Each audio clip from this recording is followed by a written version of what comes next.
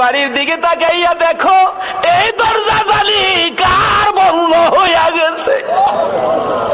এই মারে কবরে শুয়াইয়া, বাবারে কবরে শুয়াইয়া চোখের পানি কার জন্য রাখছো? মাহুদরে, মায়ের অভাবী ছেলেরা কি করে? এতদিন তো শুধু বলতাম, এখন তো নিজেও মার অভাবী। একটা মায়ের অভাবী ছেলে বিদেশ থাকে, সপ্তাহ সপ্তাহ টেলিফোন করে, মা মা তুমি কেমন আছো আমারে জানাইও। মা কই বাবা বিদেশ গেছো টাকার জন্য, সপ্তাহ সপ্তাহ টেলিফোন করে টাকা নষ্ট করলে কেমনে হইব? টাকা চিনো রে বাবা, টাকা চিনো। ছেলেটা টেলিফোন করে বলতেছে, মা মা গো আমারে বাধা দিও না গো মা, আমি টাকা চিনি না, আমি চিনি আমার দরদি মা।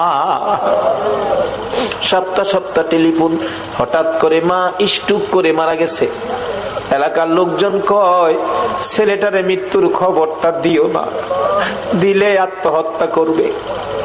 একদিন এক রাত, দুই দিন দুই রাত, তিন দিন তিন রাত, যেদিন পার হয়ে যায় ওই বিদেশের মাটির থেকে ছেলে স্বপ্নে দেখে মা ডাকতেছে, মন্নান টেলিফোন কার কাছে করবি রে?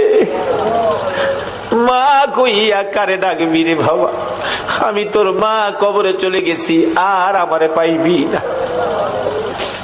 আইলি না আমারে মা কইয়া ডাকলি না, মার দেখা আর জীবনে হবে না।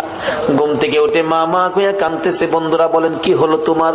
আমি স্বপ্নে দেখেছি মা নাই, দেশে থাক, দেশে আর চাকরি করব না, দেশে চলে যাব। সকালবেলা টেলিফোন করছে, বড় ভাই টেলিফোন ধরে, মন্নান সপ্তাহ হইলে টেলিফোন করবি, আজকে কেন টেলিফোন করলি? ভাই আমি স্বপ্নে দেখেছি আমার মা নাই গো। ভাই আগে সত্য করে কও আমার মায়ের খবর কি?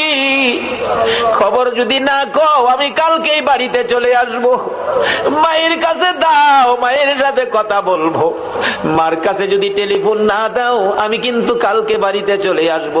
বড় ভাই টেলিফোন ফালাইয়া একটা দৌড় মাইরা মায়ের খবরের পাশে, মা মা গো তোমার পাগল খবর পাইছে গো, কালকে বলে বাড়িতে আইব। বড় ভাই সকালবেলা মাইক্রো ভাড়া করেছে, বুড়া বাবা পিছে পিছে ডাকতেছে, আমারে সঙ্গী করি লইয়া যা রে, মায়ের পাগল রে কে